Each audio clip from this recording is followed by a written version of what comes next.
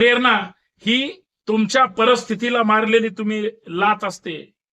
गरीब म्हणून तुम्ही आम्ही जन्माला आलेलो आहोत, पण गरीब म्हणून मरायचं नाही साहेब, सोपी गोष्ट नाही।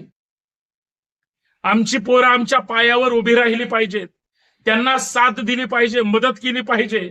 आणि बिरुदेवाच्या शब्दात सांगायचं म्हणलं तर बुके हार नकोय। बुकेच्या ऐवजी एक बुक जरी दिलं, एक पुस्तक जरी दिलं, तरी आमची ज्ञानाची, बुद्धिमत्तेची, वाचनाची भूक भागेल। त्या बिरुदेवाचा ज्यावेळेस सत्कार होत होता, त्यावेळेस त्याच्या चेहऱ्यावरचा जो आनंद होता, खरं तर बिरुदेव ज्या पद्धतीनं वेगळ्या वेगळ्या माध्यमांना मुलाखती देत होता, त्यावेळेस माझा सुद्धा ऊर भरून आला होता।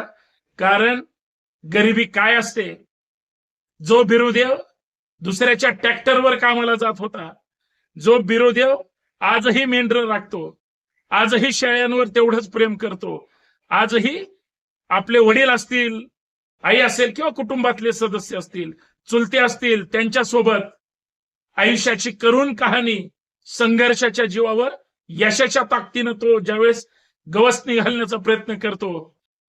डॉक्टर बाबासाहेब आंबेडकरांनी जे संविधान दिले, त्यांचे जे विचार आहेत, शिका, संघटित व्हा आणि संघर्ष करा। आपण शिक्षण कुणासाठी घ्यायचंय? तुमच्या, माझ्या किंवा समाजाच्या प्रगतीसाठी, उन्नतीसाठी, पुढे गेलं पाहिजे त्यासाठी। संघटित का व्हायचंय? कारण तुम्ही आम्ही ज्या पुरोगामी महाराष्ट्रात राहतो, ज्या जिजाऊ सावित्री अहिल्या रमाईचा आम्ही आदर्श घेतो किंवा त्या विचारांनी जगतो, त्याच विचारांनी काम करायचंय। शिवराय फुलेशाह आंबेडकर आमची का प्रेरणा आहे? का मल्हारराव होळकर आम्हाला महत्वाचे वाटतात?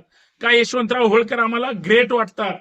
कारण त्यांचा जो संघर्ष होता, इथल्या स्वराज्याच्या मातीचं रक्षण करण्यासाठी होता। आणि आज तुमचा आमचा संघर्ष आहे या लोकशाहीमध्ये, लोकशाही टिकवण्यासाठी आणि तुम्हाला आम्हाला प्रतिनिधित्व मिळवण्यासाठी।